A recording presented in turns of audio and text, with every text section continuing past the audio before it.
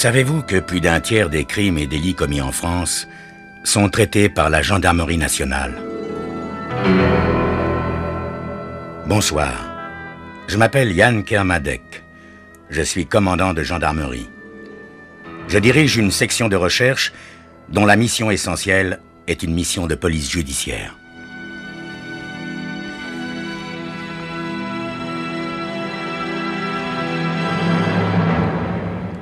L'histoire que je vais vous raconter est une histoire vraie. Tous les faits sont réels et se sont déroulés en France. Seuls les noms des personnes et des lieux ont été changés. Ce soir, tragique partie de chasse. Jacques Régnier marchait d'un bon pas. Il respirait avec délice l'air du petit matin et guettait les premiers frémissements de la forêt qui s'éveillait. Il regrettait presque, avec son fusil en bandoulière et tout son attirail de chasseur, d'être venu pour tuer des chevreuils, alors qu'il eût été si bon de flâner sans but et de laisser vagabonder ses pensées. Oh oui, oui, oublier les soucis de l'étude et ceux de la maison, où Caroline était de plus en plus absente et indifférente. Jacques Régnier avait pris la succession de son père, maître Paul Régnier, le notaire de Blaisonville, et ces dernières années, il avait travaillé d'arrache-pied pour se montrer à la hauteur de la tâche, pour être digne de son père. Il était loin le temps où, étudiant en droit, il vivait dans une petite chambre de bonne au centre de Strasbourg. C'est pourtant à cette époque de vache maigre qu'il avait rencontré et séduit Caroline. Oui, tout cela lui semblait maintenant à des années-lumière. Caroline avait tellement changé. Elle était plus préoccupée par ses toilettes, par ses soirées chez la sous-préfète que par lui, son mari, qu'elle négligeait de plus en plus. Elle avait toujours été coquette, mais depuis quelque temps, Jacques avait remarqué que sa femme semblait s'intéresser de très près au premier clerc, Antoine Moulineau, et que celui-ci, brave garçon au demeurant, était complètement perturbé par les avances de Caroline. Il balbutiait, rougissait dès qu'elle apparaissait, et semblait en proie aux affres de la passion. Jacques Régnier se demandait si Antoine Moulineau était l'amant de sa femme. « Je suis peut-être le seul à ne rien savoir », se disait-il. Il s'en voulut d'avoir pensé à tout cela, gâchant ainsi une belle matinée de chasse. Soudain, un coup de feu déchira le silence. Les autres chasseurs ne devaient pas être bien loin.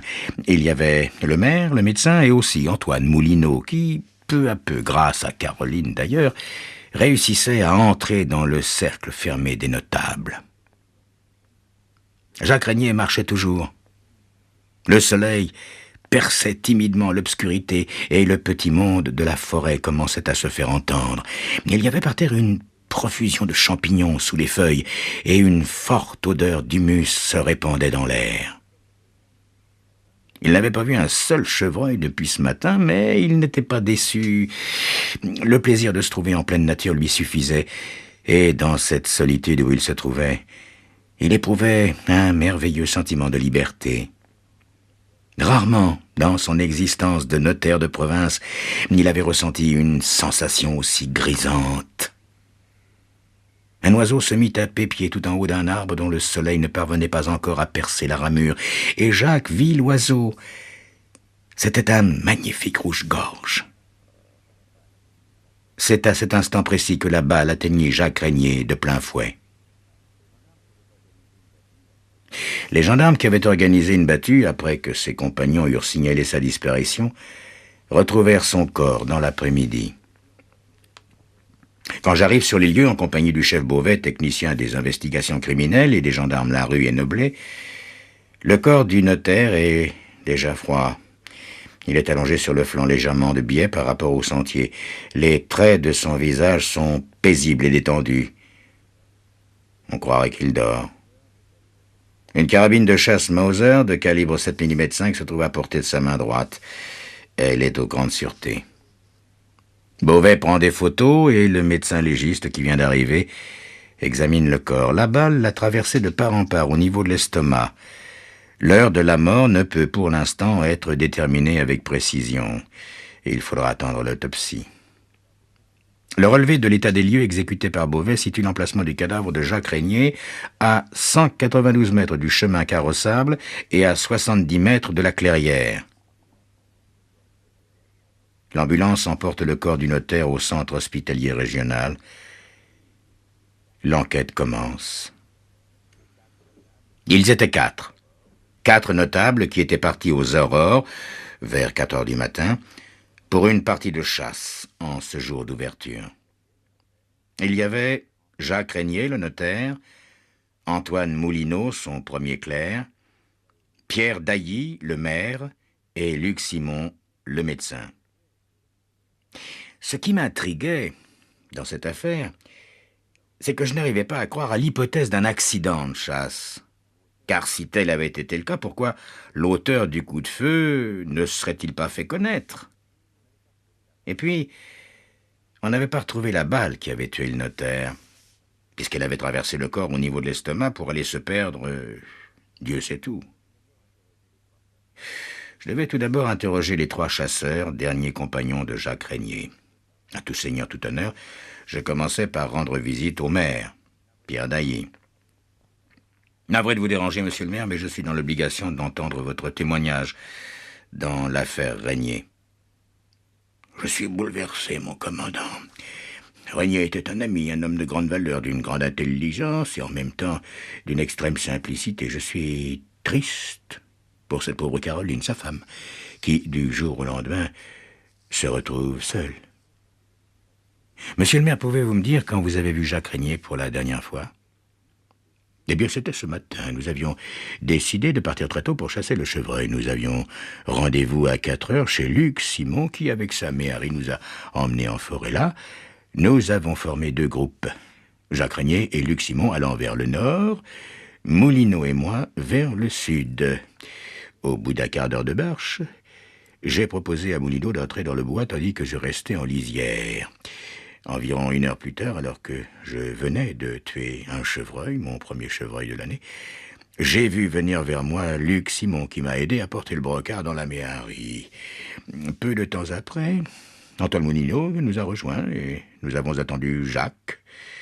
C'est vers 10 heures que nous sommes rentrés au village et que nous avons alerté la gendarmerie.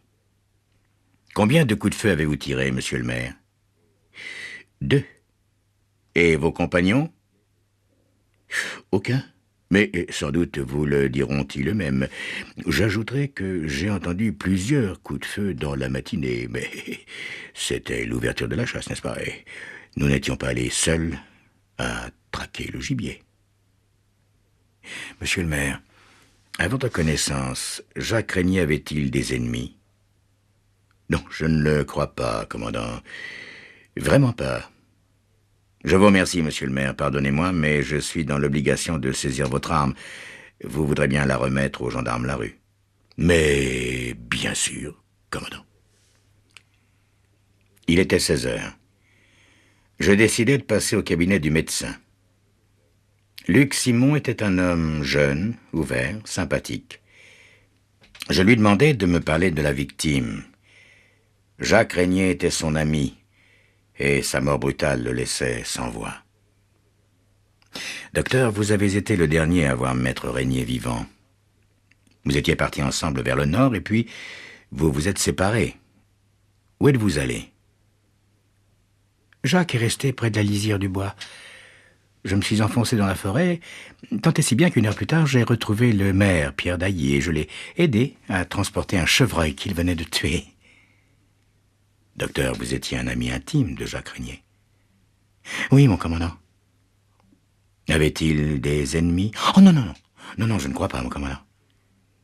Combien avez-vous tiré de coups de feu ce matin, docteur? J'ai tiré un coup de feu, mais je n'ai pas tué de gibier.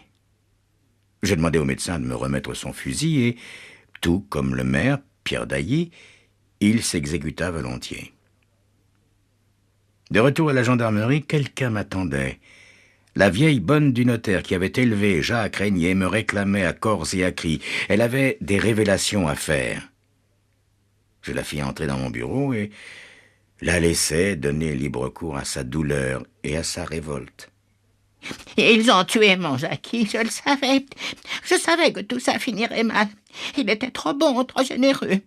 Mon Dieu, ils me l'ont tué. Non, mais calmez-vous, madame, calmez-vous. Si j'ai bien compris, vous travaillez chez Maître Régnier. Oui, j'étais sa nounou, monsieur. Je m'appelle Armande Graff, mais pour tout le monde ici, je suis Amma.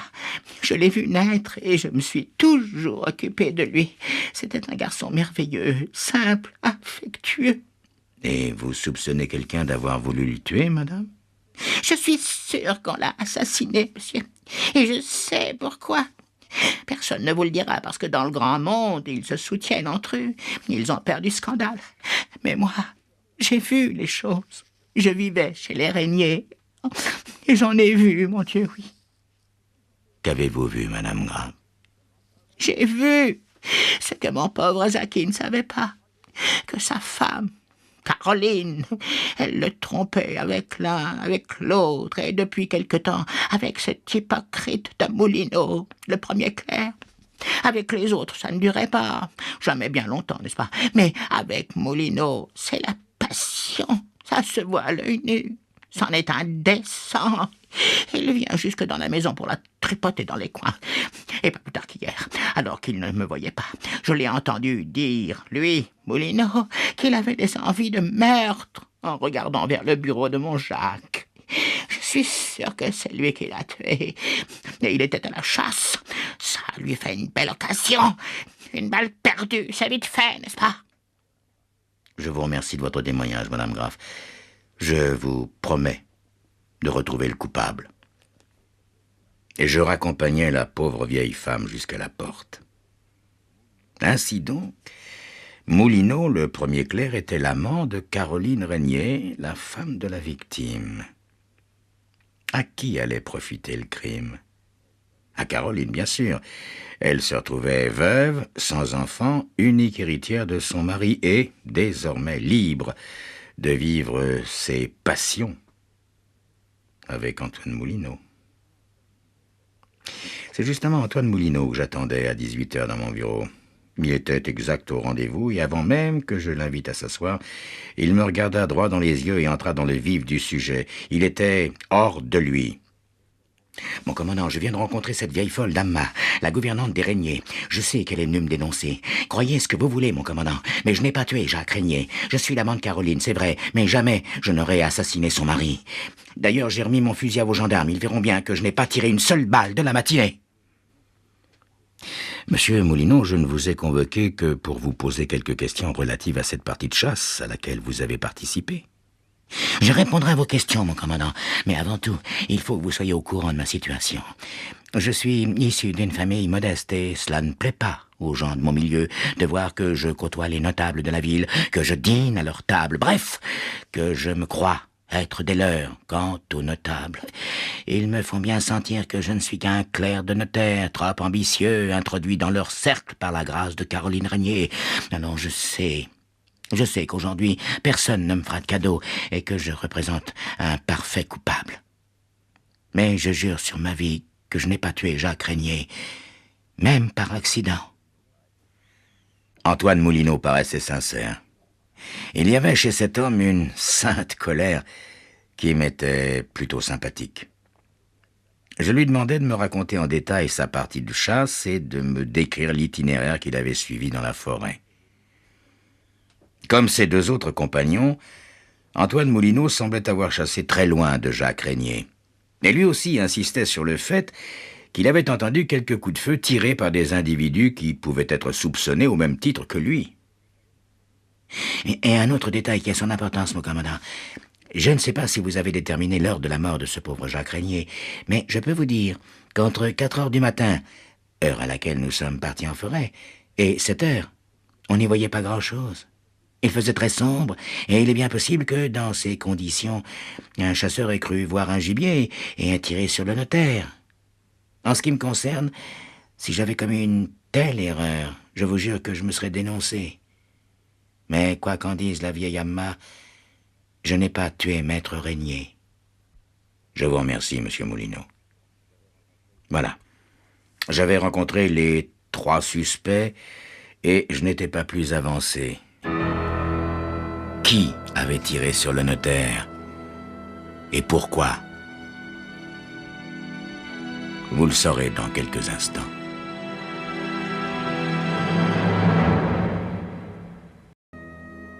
Le rapport d'autopsie venait d'arriver sur mon bureau. La balle avait traversé le corps de la victime sans rencontrer d'obstacle osseux sur un trajet presque horizontal. La mensuration des orifices d'entrée, 7 mm, et de sortie, 8 mm, correspondrait en principe à une munition d'un calibre de 7 mm 5.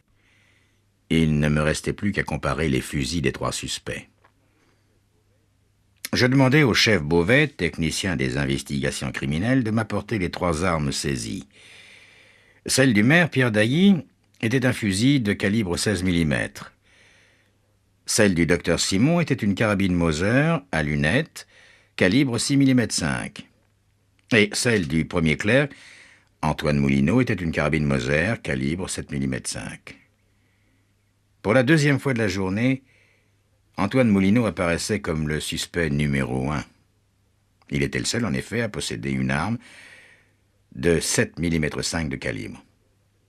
Pourtant, il prétendait avoir chassé dans une direction opposée et à plusieurs kilomètres de distance du lieu de l'accident. Et comme il l'avait fait remarquer, il était possible que le coupable fût un chasseur anonyme qui aurait pris la fuite après son coup de feu mortel. Je ne pouvais décemment pas accuser Antoine Moulineau d'après un détail aussi minime. Il n'était peut-être pas le seul chasseur ce jour-là à se servir d'une arme de calibre 7 mm 5. Je devais donc découvrir un autre indice. Si seulement on pouvait retrouver la balle meurtrière, il serait facile d'identifier l'auteur de l'accident ou du meurtre. Mais la balle est restée fichée en terre, en pleine forêt, à un endroit où la végétation est très dense. Et tenter de la retrouver au milieu des forêts et des fougères, des feuilles mortes et des branchages est une gageure. Mais c'est ma seule chance d'avoir une vraie preuve. Je suis décidé à employer les grands moyens. Aussi, je téléphone à l'officier du matériel du 53e régiment du génie stationné à Montmaur, qui met aussitôt à ma disposition pour le lendemain 2 sapeurs munis chacun d'un SCR 625. Le SCR 625 est tout simplement un détecteur de mines, appelé plus vulgairement poêle à frire, est capable de déceler la présence de petits morceaux de ferraille enfouis dans le sol à quelques centimètres de profondeur. Dès le lendemain matin, nous nous rendons à l'endroit où a été découvert le cadavre du notaire et, partant dos à dos, les 2 soldats promènent leur détecteur sur toute la largeur du sentier en avançant à pas lents, dans l'herbe haute, et en extirpant du sol toutes les masses métalliques que l'appareil leur signale. Boîte de conserve, couvercle, etc., etc. Le temps passe, et nous n'avons rien trouvé. Soudain, vers midi, le démineur opérant à la lisière Est lance un appel. Il a découvert une balle dans une souche peu profonde à 47 mètres de l'emplacement du corps du notaire. Un examen rapide nous renseigne. Il s'agit bien d'une munition de chasse de calibre 6 mm 5 qui a été tirée récemment car elle n'est ni rouillée ni souillée. Nous rentrons immédiatement à la gendarmerie pour, encore une fois, vérifier les armes des compagnons de Jacques Régnier. Cette fois, nous tenons le coupable. La preuve est formelle.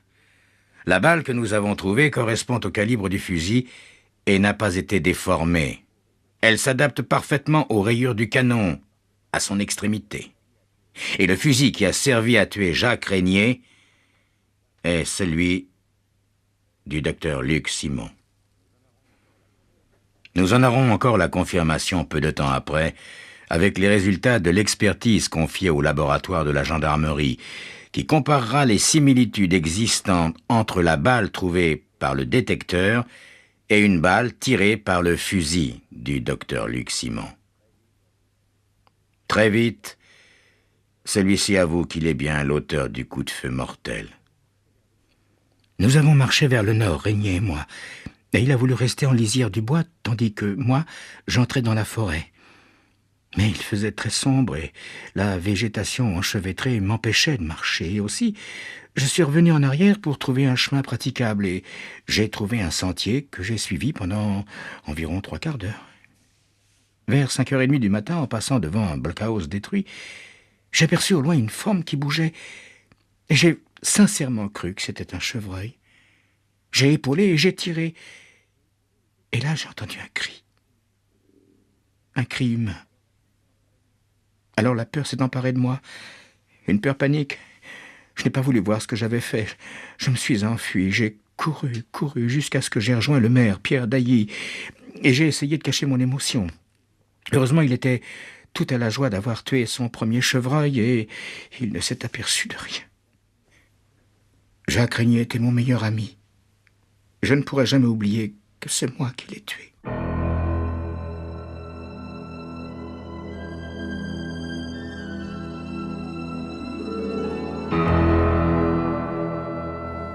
Voilà. C'était un accident. Mais grâce à la poêle à frire, nous avions découvert le coupable.